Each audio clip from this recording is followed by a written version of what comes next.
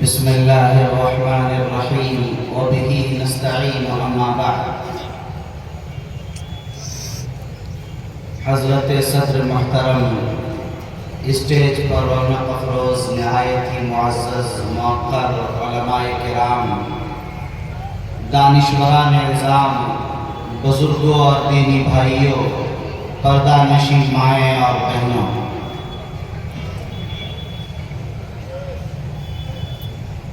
آپ حضرات مسلسل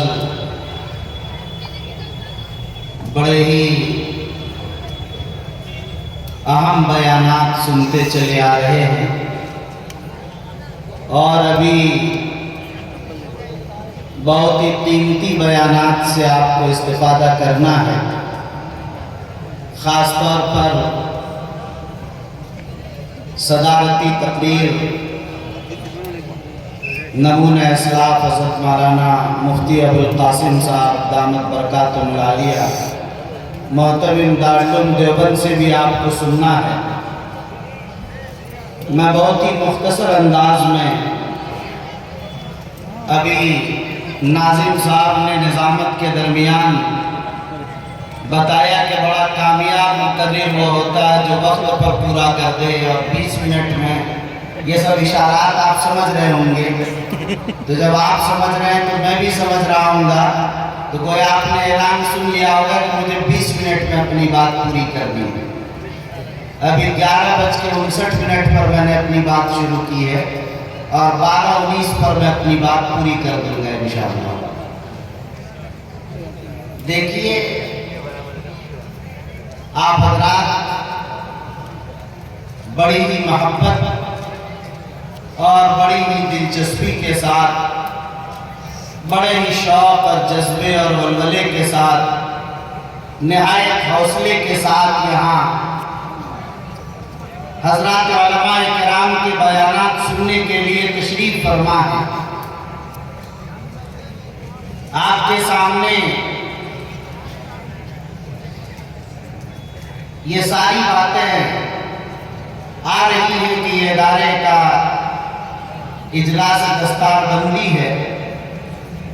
دستار بندی کا وہ سنہرا منظر بھی آپ کے سامنے آنا ہے۔ ظاہر ہے کہ ادارے کی کامیابی اور ادارے کے ذمہ داران کا اخلاص ہے کہ اتنا جوخ در جوخ ٹھاٹھے مارتا ہوا انسانوں کا سمندر سامنے ہے۔ دعا کیجئے کہ اللہ تعالیٰ اس ادارے کو اس پورے علاقے کے لیے مرکز رشد و ہدایت بنائے، اور اللہ تعالیٰ اس ادارے کے لیے اسباب و وسائل مہیا فرمائے، اور اللہ تعالیٰ اسے مرجعیت اور مرکزیت عطا فرمائے۔ میرے بھائیوں، آج ہم جن حالات سے دوچار ہیں، حالات کا رونا تو روتے ہیں، مگر ہم اس کی اصلاح، اس میں تبدیلی لانے، انقلاب پیدا کرنے، اس کو بہتر بنانے کے لیے جو کوششیں ہو سکتی ہیں، ہم ان کوششوں کو انجام نہیں دے رہے ہیں۔ اگر ہم ان کوششوں کو انجام دینے لگ جائیں، ہر آدمی اپنی جگہ پر اپنی ذمہ داری کا احساس کر لے، یہ سمجھ لے کہ ہم بھی اس میں کچھ حصہ بٹا سکتے ہیں، تو ظاہر ہے کہ کامیابی مل جائے۔ آج سب سے بڑا مسئلہ یہ ہے کہ ہم اور آپ یہ دیکھتے ہیں کہ دارالعلوم دیوبند نے کیا کیا، یہ دیکھتے ہیں کہ جمیعت علماء ہند نے کیا کیا، امارت شریعہ نے کیا کیا، فلاں شخصیت نے کیا کیا اور فلاں شخصیت نے کیا نہیں کیا۔ ہم اس کا محاسبہ اور جائزہ نہیں کرتے کہ ہم نے کیا کیا۔ ہم اور آپ بھی انسان ہیں، ہماری اور آپ کی بھی ذمہ داری ہے، ہماری اور آپ کی بھی کوئی طاقت ہے، کوئی اختیار ہے۔ ہم نے اپنی بساط کے مطابق کیا کیا، ہم اس کو نہیں دیکھتے۔ مسئلہ یہی سے خراب ہوگا۔ بات اصل یہ ہے کہ ہر شخص مسئول ہے۔ اَلَا كُلُّكُمْ رَاعٍ وَكُلُّكُمْ مَسْئُولٌ عَنْ رَعِيَّتِهِ۔ ہر شخص سے کل قیامت کے قیامت کے دن ان کے ماتحتوں کے بارے میں پوچھا جائے. آپ کی اگر ایک شہر میں پکڑ دیں، ایک علاقے میں نہیں، ایک محلے میں تو پکڑ ہے، ایک سماج میں تو پکڑ ہے، ایک برادری ایک قبیلے میں تو پکڑ ہے، آپ کے گھر میں تو پکڑ ہے، اپنی اولاد، اپنے بچے، اپنی بیوی، اپنے پوتے، اپنی پوتی، اپنے نواسے نواسی عزیز اقارب پر تو پکڑ ہے. کیا وہ سب لوگ دیندار، پرہیزگار، ایماندار، اللہ کی مرضیات پر چلنے والے بن گئے؟ کیا آپ نے ان پر محنت کی کوشش کی؟ لوگ سمجھتے ہیں کہ اسرائیل ظلم کر رہا فلسطین پر، ہم یہاں سے بیٹھ کر کیا کر سکتے ہیں؟ بھئی آپ جو کر سکتے ہیں آپ وہ تو کیجئے. آپ وہ بھی کرنے کے لیے تیار نہیں. معاملہ اصل یہی ہوتا ہے، ہم اپنے حصے کا کام نہیں کرتے، ہمیں اپنے حصے کے کام کرنے کی ضرورت ہے. آج جس بہترین صورتحال سے آپ گزر رہے ہیں، صحیح بات یہ ہے میرے بھائیوں کہ آج بہت ہی پرفتن اور پرآشوق ہے. ابھی ہمارے قاضی صاحب بتا رہے تھے مدھوبنی کے اندر یا آپ کے علاقے میں کہ نہ معلوم کتنے لوگ ارتداد اختیار کر رہے ہیں. یہ نہیں کہ فیس بک واٹس ایپ والا ارتداد کا ہر دن دیکھ رہے کہ ہماری بہو بیٹیاں جا رہے، ہمارے بیٹے پوتے جا رہے ہیں اور ایمان سے نکلتے چلے جا رہے ہیں. لیکن آج ایک نئی بات میرے لیے نہیں تھی، شاید آپ لوگ کو معلوم ہو کہ نہ معلوم کتنے لوگ آشرم میں جا رہے ہیں، مندروں میں جا رہے ہیں اور آشرموں میں جا کر اپنا ایمان بیچ دے رہے ہیں. میرے لیے تو پہلے ایک نئی بات ہے. ایمان اتنا سستا ہو، ہم نے اپنی اولاد کو نہیں بتایا کہ میرے دلارے پیارے بیٹے، تم اس بلال حبشی کی اولاد جو تپتے ہوئے ریت پر احد احد کا نعرہ تو بلند کرتے تھے، مگر اس نے اپنے ایمان کا سودا نہیں کیا. ہم نے اپنی بیٹیوں کو نہیں بتایا کہ میری دلاری لاڈلی چہے کی بیٹی، تم اس سمیہ کی اولاد اور اس کی نام لیوا ہو جن کے تو ٹکڑے میں کر دیے گئے مگر انہوں نے ایمان کا سودا نہیں کیا. ابو لہب نے کہا تھا کہ دیکھ لو، للکارا تو اور کہا تھا، لیکن انہوں نے کہا کہ تم ایک جان لینا چاہتے، اگر سمیہ کو 100 جان بھی عطا ہو جائے اور اللہ کی راہ میں قربان ہو جائے تو میں 100 جانیں دینے کے لیے تیار ہوں، مگر ایمان کا سودا کرنے کے لیے تیار نہیں. ہم نے اپنی بیٹیوں کو یہ نہیں سمجھایا. اگر ہم اپنی اولاد کو یہ بتا دیتے دیکھو ایمان کی طاقت یہ ہے کہ ایک کلمہ تقویٰ لا الہ الا اللہ محمد رسول اللہ مگر ایک پلے میں رکھ دو اور ساری کائنات زمین و آسمان کو دوسرے پلے میں، تو ظاہر یہ پلہ اٹھ جائے گا اور کلمہ تقویٰ لا الہ الا اللہ محمد رسول اللہ کا پرچہ بھاری ہو جائے گا. یہ ہے ایمان کی طاقت، یہ ہے ایمان کی قوت. ہم نے اپنے اولاد کو نہیں بتایا. کیا ہماری یہ ذمہ داری نہیں ہے کہ ہمارے بچے دین سے آشنا؟ صحیح بات یہ ہے کہ ہماری آبادی میں مکاتب کا نظام نہیں، دین کی بنیادی تعلیم سے واقفیت کا بھی مکمل انتظام نہیں. اگر 2-4 مدرسے کھل جائیں تو لوگ کہتے ہیں پیٹرولوم کھلا، رسید لے کے نصاب نکل جائے گا، تبصرے شروع ہو جاتا ہے. انہیں پتا نہیں کہ ہر گھر کو دار ارقم بنانے کی ضرورت ہے. آج تک 2.5-3% لوگ دینی تعلیم حاصل کر رہے ہیں. یہ 97% لوگ کہاں جا رہے ہیں؟ کیا ان کے دین کی تعلیم کی کوئی فکر کی تو مکاتب زیادہ ہو گئے یا کم ہے؟ مدارس کی بہتات ہو گئی یا کمی ہے؟ وہ 97% لوگوں تک دین اور ایمان کیسے پہنچایا جائے؟ ہم نے اس کے لیے نہیں سوچا. آج ضرورت اس بات کی ہے ہم اس کے لیے سوچیں کہ ہم 97% تک دین اور ایمان کو کیسے پہنچائیں. آج مجھے بات یاد آ رہی ہے، میں ایک بار آج سے 15-17 سال پہلے پنجاب کے علاقے امرتسر کے اندر ایک پروگرام میں گیا، وہاں بیان کے بعد لوگ میرے پاس آئے، ایک مولانا کو لے کر آئے، کہنے لگے کہ حضرت یہ ہماری مسجد کے امام صاحب ہیں، آپ دیوبند سے آئے ہیں، میں دیوبند ہوتا تھا، ذرا ان کو سمجھا دیں۔ میں نے کیا بات ہے بتائیے؟ کہنے لگے یہ ہماری مسجد کے امام صاحب ہیں، یہ نکاح پڑھانے کے 500 روپے لیتے ہیں اور نماز جنازہ پڑھانے کے 300 روپے لیتے ہیں۔ نکاح پڑھانے کے لیے لیتے ہیں کوئی بات نہیں، لیکن یہ جو جنازہ پڑھانے کے پیسے لیتے ہیں 300 روپے، یہ چھوڑ دیں، یہ ذرا آپ بتا دیجئے۔ میں نے امام صاحب سے پوچھا، امام صاحب یہ صحیح ہے جو کہہ رہے؟ امام صاحب خاموش رہے۔ دوبارہ پوچھا، پھر بھی امام صاحب کچھ نہیں بولے۔ تیسری مرتبہ پوچھا، پھر بھی سکوت اختیار کیا۔ میں نے امام صاحب سے کہا آپ خاموش ہیں اور خاموشی رضامندی کی دلیل ہوتی ہے، لگ رہا کہ بات سچی آپ لیتے ہیں۔ امام صاحب نے سر ہلایا کہ جی حضرت لیتے ہیں۔ میں نے کہا یہ 500 اور 300 والا ہے سسٹم؟ کہا کہ جی۔ میں نے کہا آپ غلط کرتے ہیں، آپ بہت غلط کرتے ہیں۔ نکاح کا 500 روپے یہ تو ٹھیک ہے، لیکن یہ نماز جنازہ کا 70 سال گناہوں معصیتوں پاپوں میں مبتلا انسان، اور وہ اس دنیا سے جا رہا ہے، اور آپ دربار الہی میں ان کی مغفرت کی درخواست لیے اللہ کے دربار میں کھڑے ہیں، اور صرف 300 روپے میں؟ یہ بات کرنے والی نہیں۔ آج سے کم از کم آپ 1000 روپے لیں گے نماز جنازہ پڑھانے کا۔ اب سارے لوگ میری طرف دیکھنے لگے کہ معاملہ تو الگ ہو گیا، گئے تھے نماز بخشوانے، روزہ گلے لگ گیا۔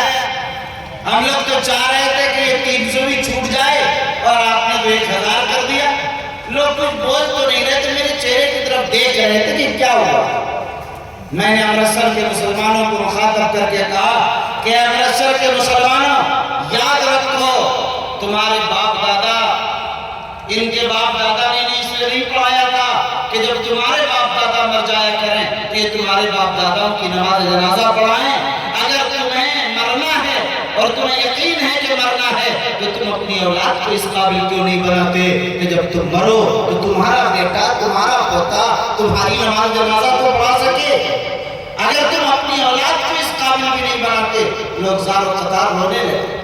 میں نے کہا رونے سے کام نہیں ہوگا، یہ مسلمانوں کے مگرمچھ کی آنسو تو ہم ہمیشہ دیکھ لیتے ہیں، یہ ختم ہو جاتا ہے، اس کا کوئی وجود نہیں۔ اگر آپ واقعی فکر مند ہیں، مخلص ہیں، درد مند ہیں، تو آپ صبح یہاں مکتب کا نظام قائم کیجیے۔ مکتب کا نظام قائم ہوا، 15-17 سال ہو گئے، آج مدرسے کی شکل اختیار کر لیا۔ تو میرے بھائیوں، کہنے کا مقصد اصل یہ ہے کہ آج بھی نماز جنازہ پڑھانے والے بھی ایسے نہیں۔ ارریہ کے علاقے میں آپ جانتے ہیں مسلمانوں کی بڑی اکثریت کا علاقہ ہے، لیکن آپ کو حیرت ہوگی یہ سن کر، ابھی سے ٹھیک 1 سال پہلے کا واقعہ، 10-11 مہینے ہو گئے، ہمارے شریعہ میں ہمارے پاس ایک درخواست آئی 2 گاؤں سے، اور یہ بتایا کہ یہ دونوں گاؤں ایسا ہے کہ یہاں کوئی شخص نماز جنازہ پڑھانے والا بھی نہیں، نکاح پڑھانے والا نہیں، نماز پڑھانے والا بھی نہیں۔ 15 کلومیٹر 12 کلومیٹر دور کے گاؤں سے یہاں بلا کر لا کر نماز جنازہ پڑھواتے ہیں لوگ، یہ صورت ہوتی ہے۔ مجھے یقین نہیں آیا کہ میں خود ارریہ کا رہنے والا، ارریہ میں ایسی کیفیت اب تو کہیں باقی نہیں کہ جہاں 10 کلومیٹر تک کوئی عالم ہی نہ ہو، کوئی نماز جنازہ پڑھانے والا بھی نہ ہو۔ میں نے اس درخواست کو رکھ لیا، اور معائنے اور جائزے کے لیے کسی کو بھیجنا تھا۔ میں نے کہا کہ میں خود جاؤں گا، جب تو خود اس کو دیکھوں گا۔ آپ کو حیرت ہوگی کہ میں اس علاقے میں خود پہنچا، ابھی 10-11 مہینے پہلے کی بات۔ جب وہاں پہنچا، واقعتاً دیکھا کہ وہاں تو جانے کا کوئی راستہ بھی نہیں، کوئی راستہ نہیں۔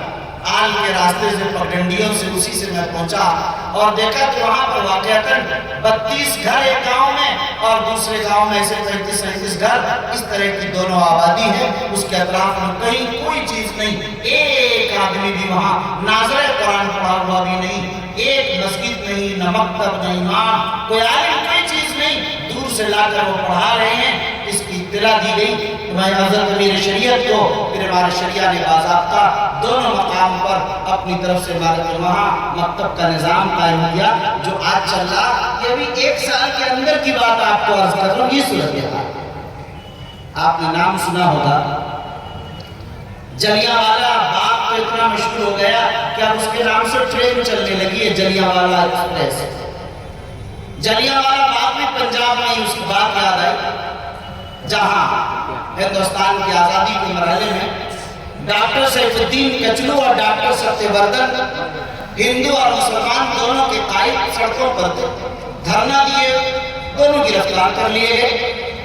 اب دونوں مقبول ترین لیڈر، دونوں کے لیے عوام 50,000 انسانوں نے اسی جلیانوالہ باغ میں دھرنا دیا، یہ کہہ کر کہ ہمارے قائد کو آزاد کیا جائے، اگر ہمارے قائدوں کو رہا نہیں کیا گیا تو ہم لوگ جلیانوالہ باغ خالی نہیں کریں۔ صورتحال یہ ہوئی، انگریزوں نے اعلان کرا دیا کہ جلیانوالہ باغ خالی کیا جائے، اگر شام تک خالی نہیں ہوا تو گولیوں، ٹینکوں، بموں کا نشانہ بنا دیا جائے۔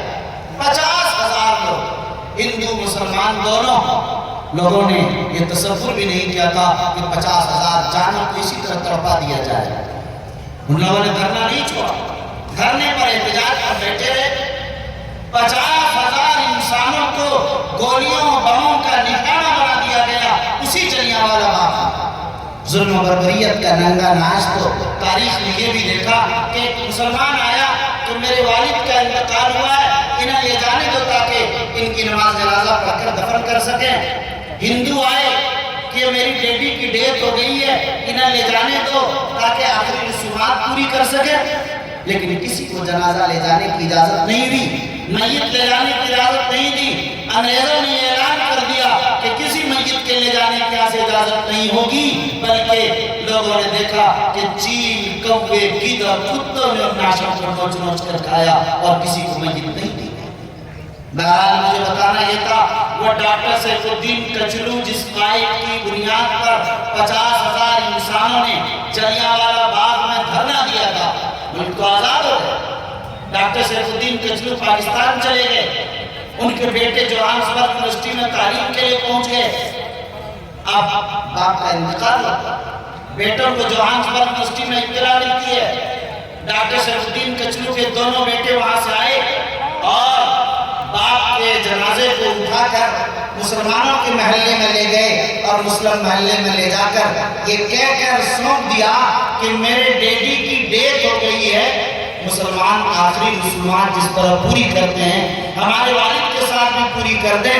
ہم دونوں بھائیوں کا ایگزام ہے جوہانسبرگ یونیورسٹی میں اور اسی وقت کی واپسی فلائٹ ہے اور دونوں جنازے کی نماز میں شرکت بھی نہیں کر سکے، اس لیے میرے بھائی انہیں پتہ نہیں تھا کہ باپ کا کیا حق ہوتا ہے۔